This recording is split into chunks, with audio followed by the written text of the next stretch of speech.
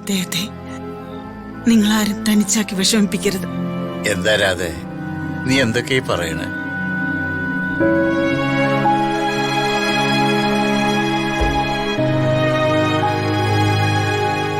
എന്താ അമ്മ ഇത്? ആ, ഋതിക മാഡം. ഋതിക മാഡത്തിന് അറിയാമോ, ഇവളുടെ അമ്മൂമ്മയുടെ പേര് പാർവതി അമ്മ എന്നായിരുന്നു.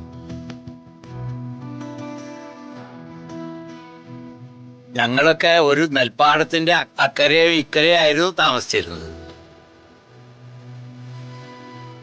എനിക്ക് ഓർമ്മ വെച്ച നാള് മുതല് പാർവതി അമ്മയ്ക്ക് എന്നും തീനാണ്. ഞാൻ ഇന്ന് ചാവുക നാളെ ചാവുക എന്നും പറഞ്ഞോണ്ടിരിക്കും. അവസാനം ഏറ്റവും ഇളയ പേരക്കുട്ടിയെ ഈ ശ്രീലക്ഷ്മിനെ കണ്ടിട്ട് 120ാമത്തെ വയസ്സിൽ ആ പാർവതി അമ്മ മരിച്ചത്.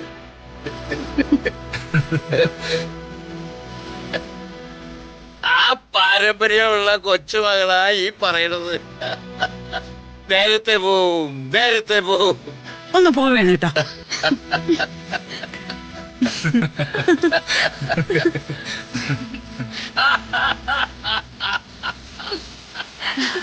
കഴിക്കടി.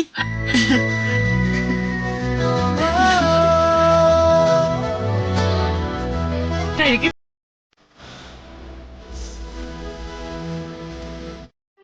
എന്താ കണ്ണിലെ പൊടിയെടുക്കണ്ടേ? പൊടിയൊക്കെ പോയി മാഡം. എന്തിനാ രാജു വെറുതെ നോണ പറയുന്ന?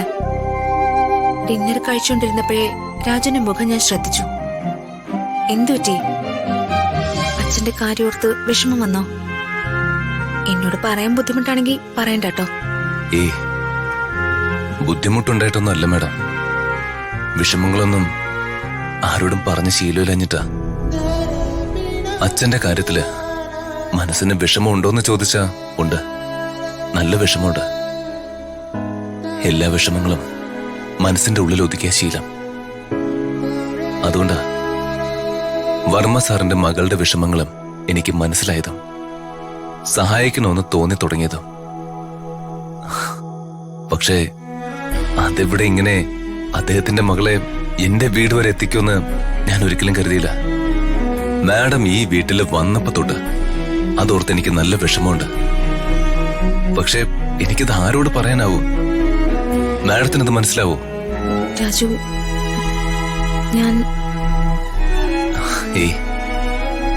ഞാൻ മാഡത്തെ വിഷമിപ്പിക്കാൻ വേണ്ടി പറഞ്ഞതല്ല. ചെറുപ്പത്തിലെ വീട്ടില് ഒരുപാട് ബുദ്ധിമുട്ടുകളുണ്ടായിരുന്നു.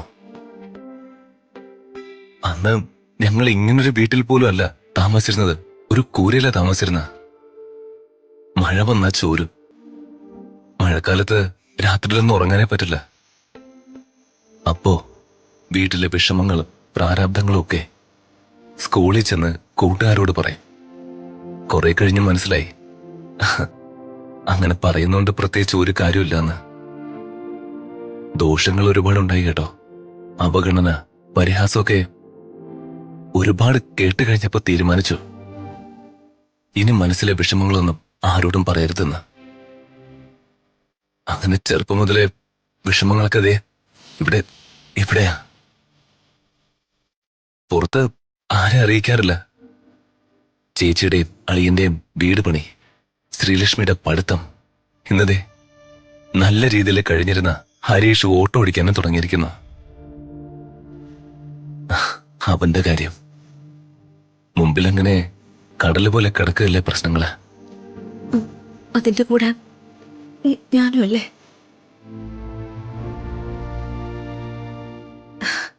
എന്റെ കാര്യത്തിൽ പിന്നെ നല്ലൊരു അവസരം കിട്ടുമ്പോ അച്ഛനോടെല്ലാം പറഞ്ഞ് എന്നെ ഒഴിവാക്കണമെന്നാണല്ലോ അല്ലേ? നമ്മളോടങ്ങനെ ആർക്ക് സെന്റിമെന്റ്സ് ഒന്നും ഇല്ലല്ലോ. അറിയില്ല ഋതിക മേഡം. അച്ഛൻ പറഞ്ഞത് കേട്ടല്ലേ? അച്ഛന്റെ മക്കള് സന്തോഷത്തോടെ എപ്പോഴും അച്ഛന്റെ ചുറ്റും ഉണ്ടാവുന്നതാ അച്ഛന്റെ ഇഷ്ടം.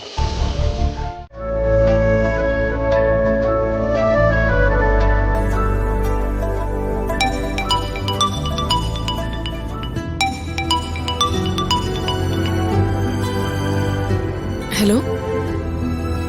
ഇല്ല ഇല്ല ഇല്ല, ഞാൻ വേണൂരിനെ കണ്ടിട്ടേ വരൂ. വേണ്ട, നീ ഇപ്പൊ ഉറങ്ങണ്ട. ഞാൻ വരുന്നവരെ വെയിറ്റ് ചെയ്യും. വേണുവേട്ടനൊരു ഹെൽത്ത് ഇഷ്യൂ. ബാക്കി ഞാൻ വന്നിട്ട് പറയാം.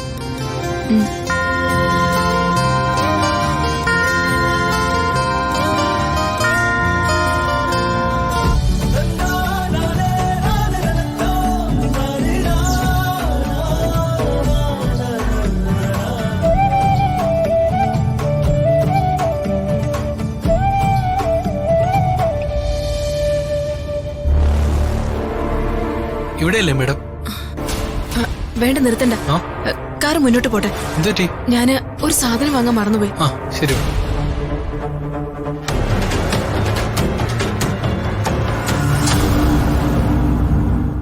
ആശ്വാസമുണ്ട് ഓർമ്മ സാർ. അങ്ങനെ ധൈര്യമായിട്ടിരിക്കണം കേട്ടോ.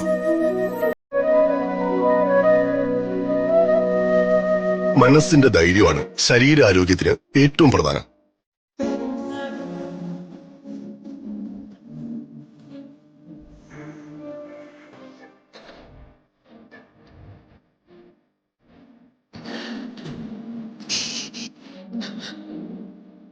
ഏയ്, എന്താ വേണൂട്ടാ? എന്തിനാ വേണൂട്ട കരയുന്നേ? എന്താ ഏട്ടാ? ഞാനെങ്ങനെ കരയാതിരിക്കും രാധമ്മേ? ഈ കണ്ണീര് വിഷമം കൊണ്ടുവന്നതല്ല, സന്തോഷം കൊണ്ടുവന്നതാ. നീ ഇത് കണ്ടോ രാധമ്മേ? എന്റെ കയ്യെ പിടിച്ചിരിക്കുന്ന ആരാ? വർമ്മ സാറ്.